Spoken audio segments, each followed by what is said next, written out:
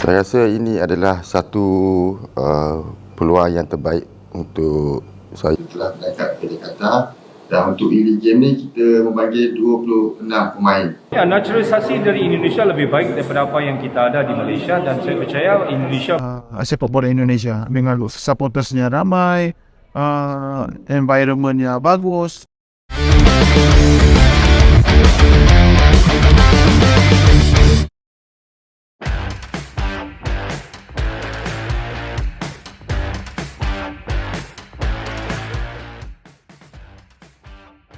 Didapuk sebagai pelatih anyar yang meneruskan tongkat estafet Sinteyong di Timnas U23, Gerald Vandenberg bukan hanya datang untuk memimpin, tapi juga membuktikan kapasitasnya.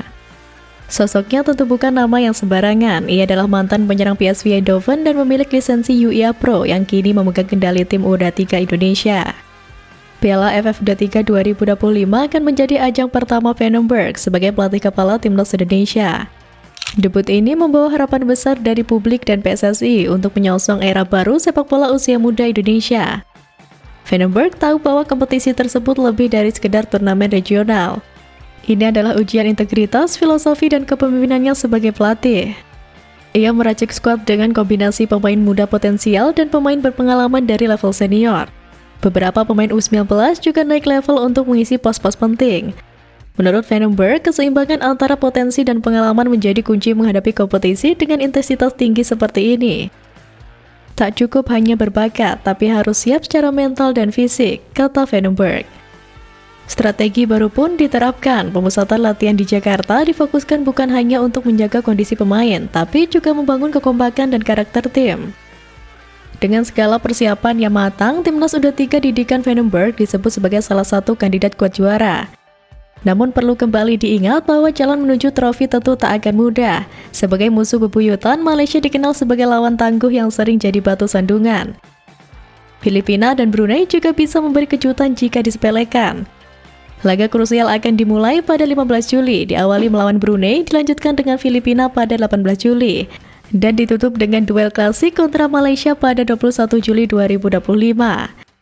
Dalam pertandingan kali ini, Indonesia bertindak sebagai tuan rumah. Selain di GBK, sebagian pertandingan juga akan dimainkan di Stadion Patriot Candrabaga, Bekasi.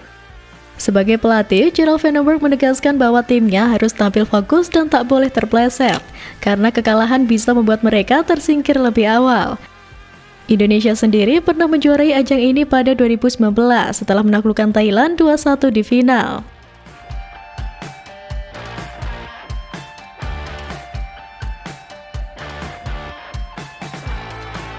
Sementara itu, langkah mengejutkan datang dari kubu Malaysia. Setelah sebelumnya sesumbar akan turun dengan full pemain lokal, akhirnya menyisipkan nama-nama pemain keturunan dalam skuadnya.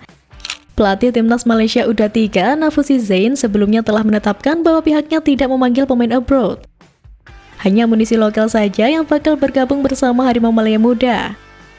Buat sekarang ini, kami tidak memiliki pemain Malaysia yang berdomisili di luar negeri. Hanya pemain-pemain lokal yang bergabung dengan Timnas Malaysia U23. Kata Nafuzi Zain seperti dikutip dari Makan Bola. Nafuzi Zain menjelaskan jajaran pelatih Timnas Malaysia U23 merasa amunisi-amunisi yang saat ini tersedia sudah cukup. Ada banyak pemain dalam talent pool yang bisa dimaksimalkan Harimau Malaya Muda. Menurut juru taktik berusia 46 tahun itu, stafnya akan berusaha memetakan materi pemain yang terbaik dalam waktu dekat. Rencananya, pemusatan latihan mulai digelar pada awal Juli 2025. Rencana awal bahkan telah menyebut bahwa pemusatan latihan tersebut akan dimulai tanpa kehadiran pemain diaspora. Namun dalam pengumuman terbaru, federasi justru menyisipkan nama-nama pemain keturunan yang memiliki pengalaman sepak bola luar negeri. Dari 30 nama pemain tim nasional Malaysia U23 yang dipanggil sebanyak 12 orang berasal dari Johor Darul Takzim. Tapi terdapat satu pemain keturunan yang dipanggil, yakni Fergus Tierney, sosok berdarah Skotlandia. Tan Cheng Hui, Direktur Taktik Malaysia, menyebut tidak mudah mencari pemain bagus di level U23. Di ajang Piala AFF U23 ini pun, Timnas Malaysia U23 sebetulnya belum bisa berbicara banyak. Dari total 4 partisipasi, pencapaian terbaik mereka hanyalah menempati peringkat keempat, yakni pada edisi 2020 dan 2023. Tim kepelatihan harus memutar otak mencari pemain yang cocok agar bisa bersaing, salah satunya dengan Timnas Indonesia U23. Malaysia emang bisa dibilang jago soal omongan besar, tapi sayangnya nggak jago tahan konsisten. Kemarin-kemarin nyinyir soal tim lain yang pakai pemain keturunan, ngotot katanya cukup dengan pemain lokal. Tapi sekarang mereka sendiri yang jilat ludah sendiri, manggil pemain berdarah asing buat nutup lubang kualitas. Jadi mana yang lebih penting nih, prinsip atau menang doang?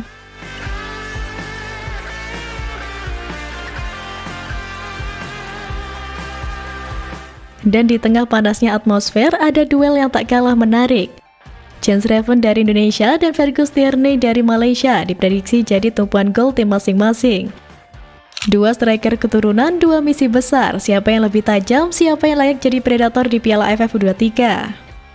Jens Reven merupakan striker berdarah Belanda Indonesia berusia 19 tahun. Striker yang berkarir di FC Dordrecht U21 ini tampil menjanjikan bersama timnas Indonesia kelompok umur.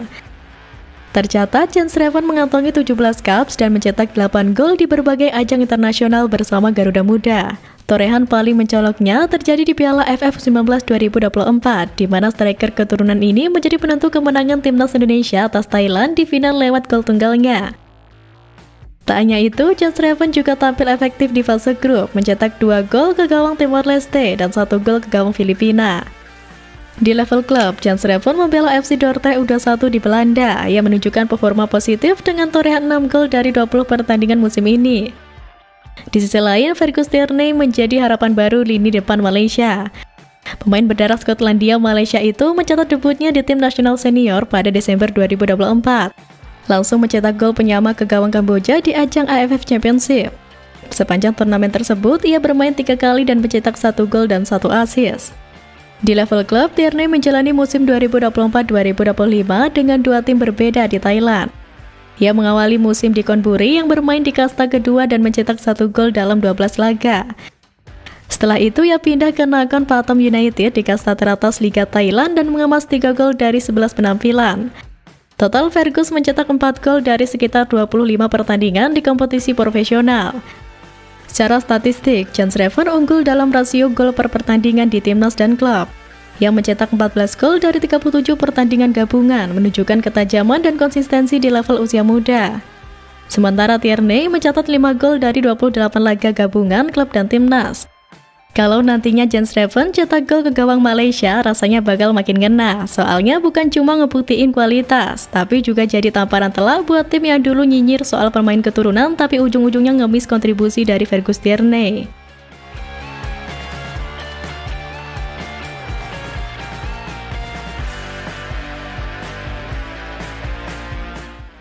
Sementara itu, salah satu legenda sepak bola Malaysia, Safi Salih, malah tak segan mengakui bahwa saat ini timnas Indonesia jauh lebih unggul dibandingkan dengan tim nasionalnya sendiri.